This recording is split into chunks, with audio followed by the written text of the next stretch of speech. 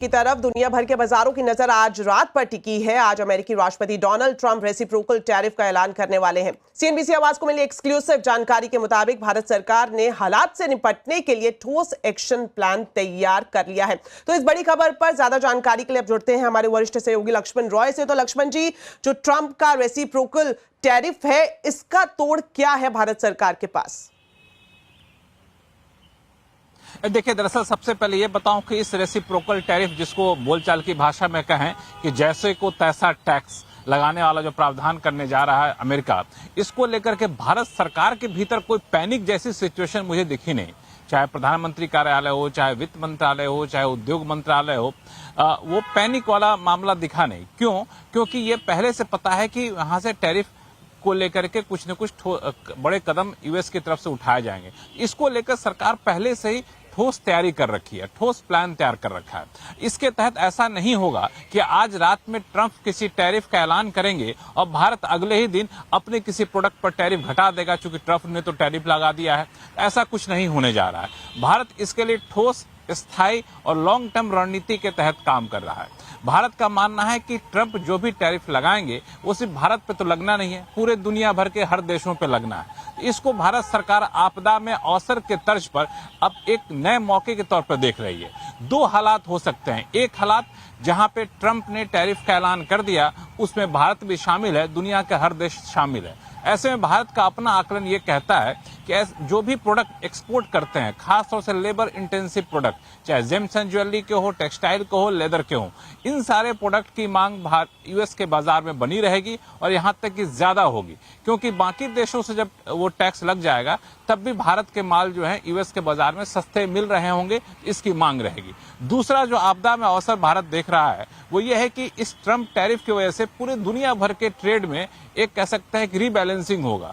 तो दूसरे देशों में भी, सिर्फ यूएस नहीं, यूएस को छोड़कर दूसरे देशों में भी ये नए मौके यहां पर आ सकते हैं। इस मौके को कैसे भुनाया जाए, इसकी कोशिश भारत सरकार करेगी।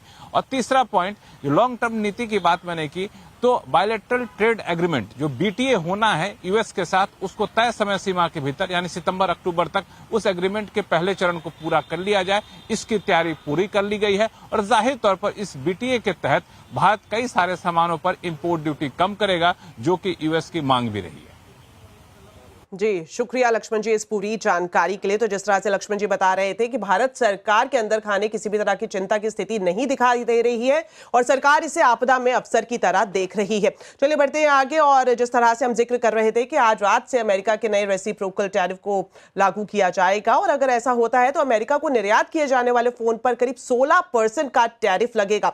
तो टैरिफ का इलेक्ट्रॉनिक इंडस्ट्री और मोबाइल इंडस्ट्री पर कितना असर होगा, ये जान लेते हैं असीम से। तो असीम, बताएं, अगर टैरिफ आगे हमें ये स्थिति बनती हुई दिखाई देती है तो फोन एक्सपोर्ट पर इसका कितना असर पड़ेगा?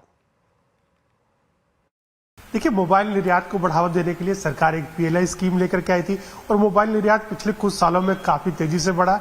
अब हम करीबन 20 से 25 बिलियन डॉलर का मोबाइल का निर्यात करें और उसमें से करीबन 35% का निर्यात अमेरिका में आईफोन का किया जाता है। इसके ऊपर अमेरिका 0% के ऊपर ड्यूटी लगाता है, लेकिन बाद में जब हम अमेरिका से आईफोन का इम्पोर्ट करते हैं तो उसके ऊपर करीबन 16.5% की ड्यूटी लगती है। तो अगर रेसिप्रोकल टैरिफ यहाँ पर लगता है तो सीधे सीधे आपका मोबाइल जो आप अमेरिका में एक्सपोर्ट कर रहे हो उसके ऊपर एक रोक लग जाएगी, वो महंगा हो जाएगा वहां पर जाना। तो ये इंडस्ट्री को अप्रीहेंशन है कि ये सारा जो कारोबार है वो चाइना या वियतनाम में शिफ्ट हो जाएगा। हालांकि अभी इसके ऊपर फाइनलिटी निकल करके नहीं आई कि किस तरह के टैरिफ्स लगेंगे। और दूसरी तरफ इलेक्ट्रॉनिक एक्सपोर्ट भी हमारा काफी तेजी से बढ़ रहा।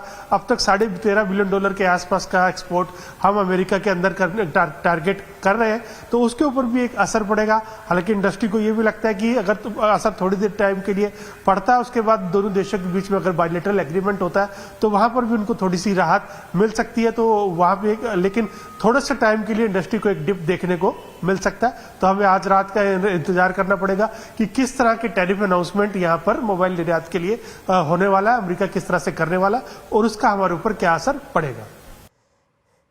जी, शुक्रिया असीम इस पूरी जानकारी के लिए। चलिए बढ़ते हैं आगे और बात करते हैं